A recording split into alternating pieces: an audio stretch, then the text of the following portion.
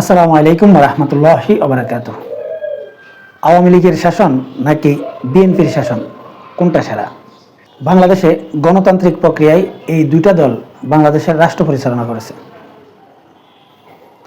প্রথমে এই দুইটা দলের সাংগঠনিক কিছু কার্যক্রম নিয়ে আলোচনা করি, তারপর দুইটা দলের শাসনামল নিয়ে কথা বলবো। এই দুইটা দলের মধ্যে সাংগঠনিকভাবে দুইটা দল আসলে কেমন, প্রথমে এই দুইটা দলের দলীয় যে নীতি সেটা বিশ্লেষণ করব, তারপর এই দুইটা দলের শাসনামল বিশ্লেষণ করার চেষ্টা করব। প্রথমে বিএনপিকে নিয়ে বলি। বিএনপি এমন একটা দল, এই দল যে কেউ করতে পারে, মানে আপনি ডানপন্থী হন অথবা বামপন্থী হন বা ইসলামপন্থী হন অথবা বিএনপিপন্থী হন, যে কেউ এই দলের নেতা হতে পারে এবং এই দলের নেতৃত্ব দিতে পারে এবং এই দল থেকে এমপিও হতে পারে। আর আওয়ামী লীগকে নিয়ে যদি আপনি চিন্তা করেন, এই আওয়ামী লীগ দলটা আসলে তৃণমূল থেকে গড়ে ওঠা দল এবং এই দল যে কেউ করতে পারে না। এই দল করতে হলে অবশ্যই তাকে আওয়ামী লীগপন্থী হতে হবে। এবার আসি আওয়ামী লীগের শাসনামল এবং বিএনপির শাসনামল কোনটা কেমন ছিল। আপনি যদি বিএনপির শাসনামল হিসাব করেন তাহলে 1991 সাল থেকে 1996 সাল পর্যন্ত তাদের যে শাসন, এই শাসনটা একরকম ছিল। আবার 2001 সাল থেকে 2006 সাল পর্যন্ত এই শাসনটা আবার ভিন্ন রকম ছিল। আবার আওয়ামী লীগের শাসনও যদি আপনি হিসাব করেন 1996 সাল থেকে 2001 সাল পর্যন্ত এবং 2008 সাল থেকে 2024 সাল পর্যন্ত সম্পূর্ণরূপে ভিন্ন ছিল। তাই আমি দুইটা সময়কালকেই ব্যালেন্স করেই কথা বলবো। 1991 সাল থেকে 1996 সাল পর্যন্ত আমার পরিপূর্ণভাবে রাজনীতি বোঝার বয়স হয়নি, তাই আমি এই সময়কাল নিয়ে যদি কোনো কথা বলতে হয় তাহলে আমার শোনা কথা বলতে হবে। অতএব আমি ব্যক্তিগতভাবে শোনা কথা বলতে চাই না, আমি আমার নিজস্ব মতটাই আপনাদের সামনে উপস্থাপন করতে চাই। তাই 1996 থেকে 2001 সাল পর্যন্ত এবং 2001 সাল থেকে 2006 সাল পর্যন্ত এবং 2008 সাল থেকে 2024 সাল পর্যন্ত এই সময়টা আমি পরিপূর্ণভাবে রাজনীতি বুঝি এবং আমার নিজের দেখা মতে বা আমার নিজের চিন্তা চেতনায় আমি যেটা ধারণ করি সেটাই বলার চেষ্টা করব। 1996 সাল থেকে 2001 সাল পর্যন্ত আওয়ামী লীগের যে শাসন ছিল, এই শাসনটা নিয়ে খুব বেশি বিতর্ক নেই। মোটা দাগের যে বিতর্কগুলো যদি দেখেন, সেটা হচ্ছে তৎকালীন আওয়ামী লীগের সময় বামপন্থীদের আধিপত্য অনেকটাই বাড়ে এবং এই বামপন্থীদের আধিপত্য বাড়ার কারণে এবং বামপন্থীদের কিছু উস্কানিমূলক কর্মকাণ্ডের কারণে ইসলামপন্থীদের সাথে আওয়ামী লীগের দূরত্ব বাড়ে এবং অনেকটাই দূরত্ব তৈরি হয়ে যায়। কিন্তু সেই শাসনামলের একটা ভালো দিকও ছিল, সেটা হচ্ছে বাংলাদেশে যে দ্রব্যমূল্য, এটা কিন্তু যথেষ্ট নিয়ন্ত্রণ ছিল এবং জিনিসপত্রের দাম অনেকটাই কম ছিল, বিশেষ করে ধান এবং চাউলের দাম। 2001 সাল থেকে 2006 সাল পর্যন্ত বিএনপির এই শাসনামলকে যদি আপনি পর্যালোচনা করেন তাহলে বুঝতে পারবেন এই সময়টাই ইসলামপন্থীদের আধিপত্য অনেকটাই বাড়ে এবং কি ইসলামপন্থীরা এমপি এবং মন্ত্রী পর্যন্ত হয় এবং রাজনীতিতে ইসলামপন্থীরা অনেকটাই শক্তিশালী হয়। এমনকি ইসলামপন্থীরা মন্ত্রিত্ব পর্যন্ত পায় এবং তারা জাতীয় সংসদে নয় মন্ত্রী পর্যন্ত হয়ে যায়।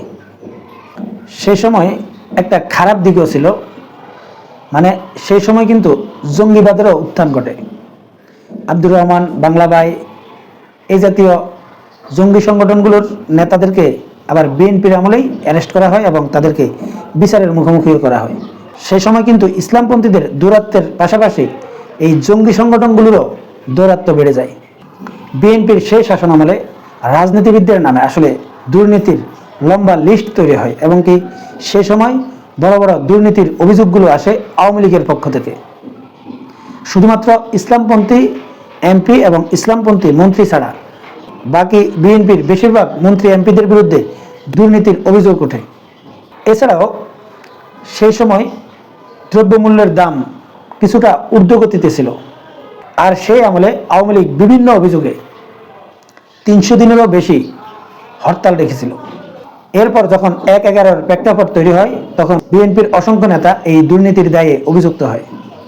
আর সেই আমলের দুর্নীতিগুলো 111 সরকার মানুষের সামনে বেশি বেশি আনার কারণে 2008 সালে বিএনপি এবং জামাতের যে জোট সরকার, এই জোটের চরম ভরাডুবি হয় 2008 সালের যে নির্বাচন, সেই নির্বাচনে। এবং সেই নির্বাচনে আওয়ামী লীগ অনেক বড় ব্যবধানে ক্ষমতায় আসে। মোটা দাগে বলতে পারেন যে রাজনীতিবিদদের নামে যে দুর্নীতির লম্বা লিস্ট বা এই অভিযোগগুলো শুরু হয় বিএনপির আমল থেকে।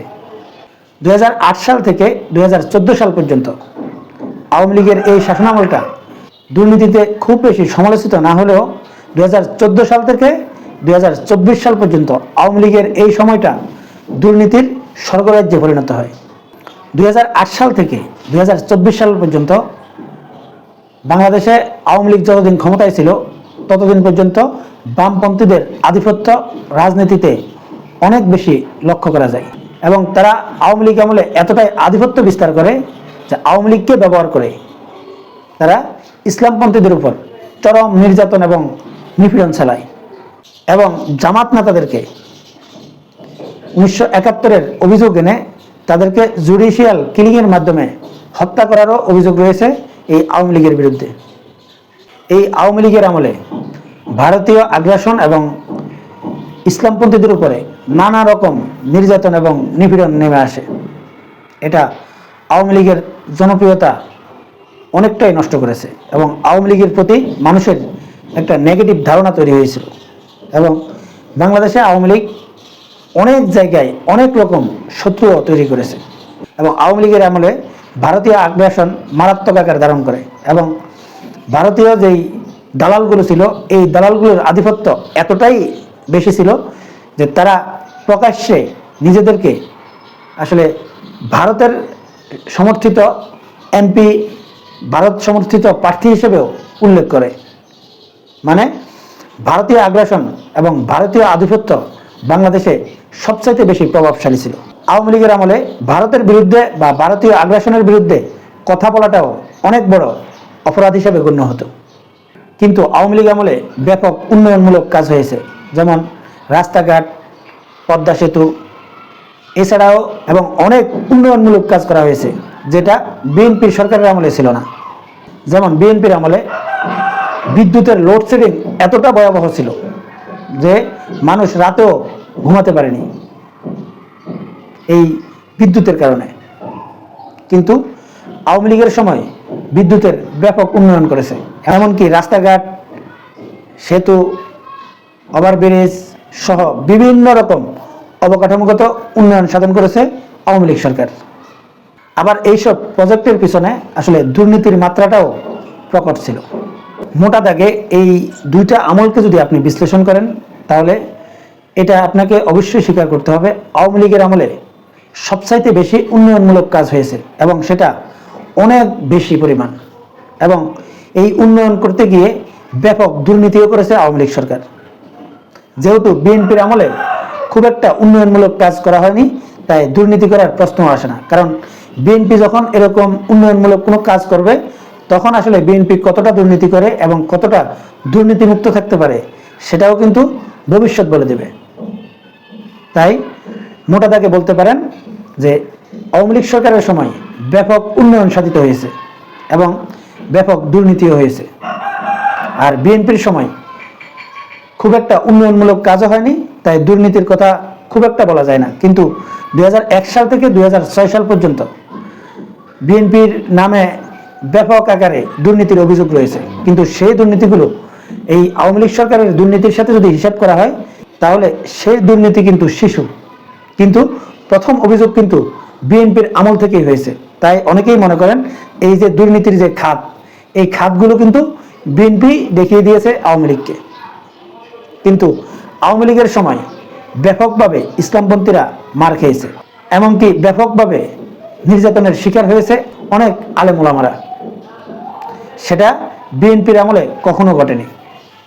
সম্মানিত দর্শক, এখন আপনারাই বলুন এই দুইটা দলের মধ্যে এবং এই দুই দলের শাসনামলের মধ্যে কোন দল সেরা? কমেন্টসে লিখবেন। আল্লাহ হাফেজ।